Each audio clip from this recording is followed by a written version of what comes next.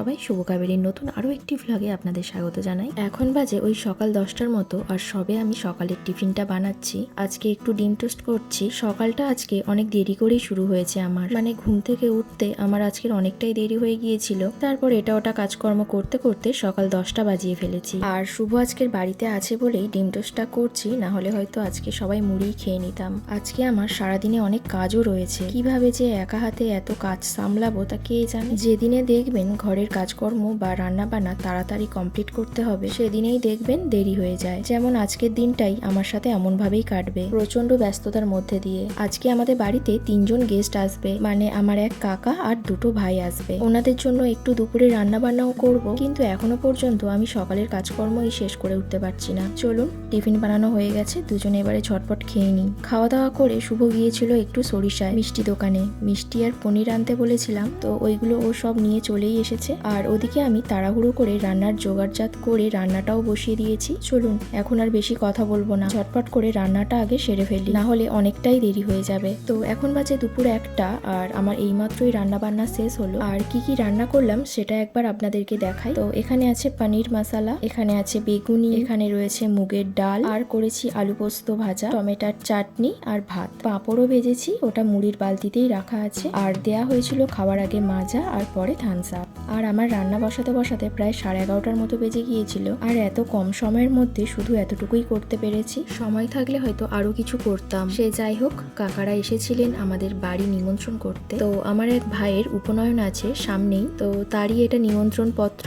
আর এবছরে এই প্রথম অনুষ্ঠান বাড়ি নিমন্ত্রণ পেলাম পার্সোনালি আমি আর শুভ। এর আগেও কটা অনুষ্ঠান বাড়ি নিমন্ত্রণ ছিল বাড়িতে, তো সেগুলো কোনোটাতেই আমরা যাইনি। আমার শ্বশুর শাশুড়ি মা ওনারাই গিয়েছিলেন, তবে এটাতে তো যেতেই হবে। বাড়ি থেকে আর কে যাবে জানি না, ও পরে জিজ্ঞাসা করে নেবক্ষণ। তো এখন বাজে সন্ধ্যা 6:30টার মতো, দুজনে একটু বেরিয়েছি, এসেছি ডায়মন্ড হারবার। আমাদের আরো একটু বিকাল বিকাল বেরোনোর কথা ছিল, কিন্তু দুপুরে আমাদের আজকের খাওয়া দাওয়া করতে করতে বেজে গিয়েছিল প্রায় 3টের মতো। তারপর একটু শুয়ে ঘুমিয়েও নিয়েছিলাম, আর ঘুম থেকে উঠতে উঠতে বেজে গিয়েছিল প্রায় বিকাল 5:30টার মতো। তাই একটু সন্ধ্যার পরেই বেরোলাম। আর আজকের যে কারণে আমাদের ডায়মন্ড হারবার আসা সেটা এবারে বলি। তো আমরা নিমন্ত্রণ পত্র হাতে পেতে না পেতেই চলে এসেছি গিফট কিনতে। আমার মা, আমি আর শুভ মিলে ঠিক করলাম যে যেহেতু উপনয়নের নিমন্ত্রণ, তাই কিছু পুজোর কাজে লাগবে তেমনই কিছু একটা দেব। তো আমরা চলে এসেছি একটা পিতল কাঁসার দোকানে। আর দোকানে ঢুকেই আমার চোখ পড়েছে এই গোপাল ঠাকুরটার দিকে, যেখান থেকে আমি আর চোখই ফেরাতে পারছি না। এত সুন্দর দেখতে লাগছে যে কি বলবো আপনাদের।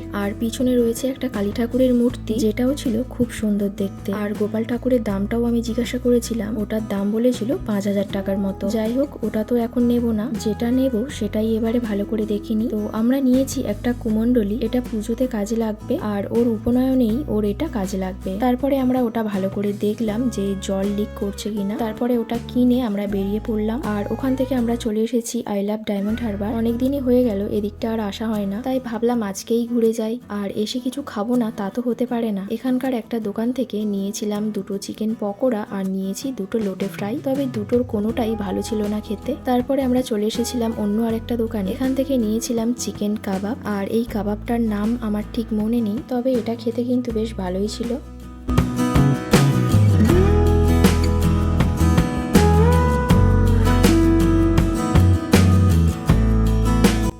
তারপরে আমরা ওখানে 5-7 মিনিট দাঁড়িয়ে গল্প করে এখন ফিরছি বাড়ি। আর যাওয়ার পথে আমরা একটু হনুমানজিকে দর্শন করে তারপরেই বাড়ি ফিরেছিলাম। আর বাড়ি এসেই হাতে পেয়ে গিয়েছিলাম লেমন টি, এটা শুভ বানিয়েছে। তো এখন বাজে রাত 9:30টার মতো, বাড়ির সবার খাওয়া দাওয়া হয়ে গেছে, আমি আর শুভই বাকি আছি। দুপুরের ভাতটা একজনের মতো রয়ে গেছে, তো শুভ বললো যে ওকে একটু ডিম কষা করে দিতে, ওই দিয়েই ও ভাতটা খেয়ে নেবে। তাই ওদিকে ডিমটাকে সিদ্ধ করে নিয়েছি, আর এদিকে শুভ টমেটো, পেঁয়াজ, কাঁচা লঙ্কা এইগুলো সব কেটে দিচ্ছে। আর আজকে আমি যেভাবে ডিম কষাটা রান্না করব, এটা কিন্তু দারুণ খেতে হয়, আর বানাতেও খুব একটা সময় লাগে না। গতকাল রাতে শুভ বাড়ি আসতে ওকে একটু বাসন্তী পোলাও আর এই ডিম কষা করে দিয়েছিলাম, তো ওর তো ওটা খুবই ভালো লেগেছে খেতে, তাই আজকেও ওইভাবেই বানাতে বললো। চলুন, এটা কিভাবে বানাচ্ছি সেটা আপনাদের সাথে শেয়ার করি। প্রথমে কড়াইতে তেল গরম করে কেটে রাখা পেঁয়াজ আর টমেটোগুলো দিয়ে হালকা একটু ভেজে ওর মধ্যে সামান্য নুন, একটু হলুদ গুঁড়ো আর একটু ধনে গুঁড়ো দিয়ে সামান্য জল দিয়ে মশলাটাকে ভালো করে কষিয়ে আরো একটু জল দিয়ে কিছুক্ষণ ঢেকে রেখে টমেটোগুলোকে গলিয়ে নিতে পারেন। তবে আমি এখানে মশলাটাকে জল দিয়ে কষাতে কষাতেই টমেটোটা একদমই গলে গেছে এবং জলটাও একদম শুকিয়ে গেছে। তারপর এটাকে একটা বাটিতে তুলে রাখবো। তারপর ঠান্ডা হয়ে গেলে এই মশলাটাকে ভালো করে মিহি করে বেটে নেব।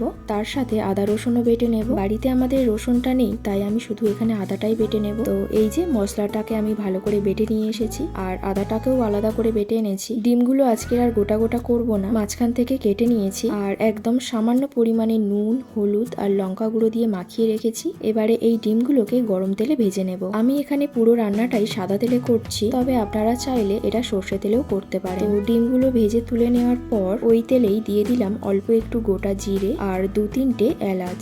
ওইগুলো একটু তেলের মধ্যে ভেজে নিয়ে দিয়ে দেব আদা বাটা আর যে মশলাটা বেটে রেখেছিলাম সেটাও এতে দিয়ে দেব। তারপর একটু নাড়াচাড়া করে দিয়ে দিলাম পরিমাণ মতো হলুদ গুঁড়ো, লঙ্কার গুঁড়ো আর 2টো চেরা কাঁচা লঙ্কা। তারপর মশলা ধোয়া জলটা দিয়ে ভালো করে মশলাটাকে কষিয়ে নিলাম। তারপর মশলা থেকে তেল ছেড়ে এলে পরিমাণ মতো জল দিয়ে দিতে হবে। গ্রেভিটা আমি যেরকম পরিমাণে রাখবো সেরকম অনুযায়ী জলটা দিলাম। বেশি জল দিলে আবার ঝোল হয়ে যাবে, তখন আর ভালো লাগবে না খেতে। তারপর গ্রেভিটা ফুটে এলে ভেজে রাখা ডিমগুলোকে ওর মধ্যে দিয়ে দিতে হবে আর তারপর দিয়ে দেব স্বাদ মতো নুন, একটু চিনিও দিয়ে দেব এবং সব শেষে তরকারিটা লাবানোর আগে 1 চামচ ঘি আর পরিমাণ মতো গরম মশলা দিয়ে লাবালেই রেডি একদম টেস্টি টেস্টি এগ কারি। চাইলে আপনারাও এইভাবে বানিয়ে একবার খেতে পারেন, তবে নুন আর ঝালটা কিন্তু নিজেদের স্বাদ মতোই দেবেন। সত্যি বলতে এটা কিন্তু দারুণ খেতে লাগে। তো রাতের খাবার নিয়ে চলে এসেছি। শুভকে ভাতটা গরম করে দিয়েছি আর 2টো মিষ্টি ছিল সেটাও নিয়ে চলে এসেছি আর গতকাল রাতের কিছুটা পোলাও ছিল, এই যে এটা আমি খেয়ে নেব।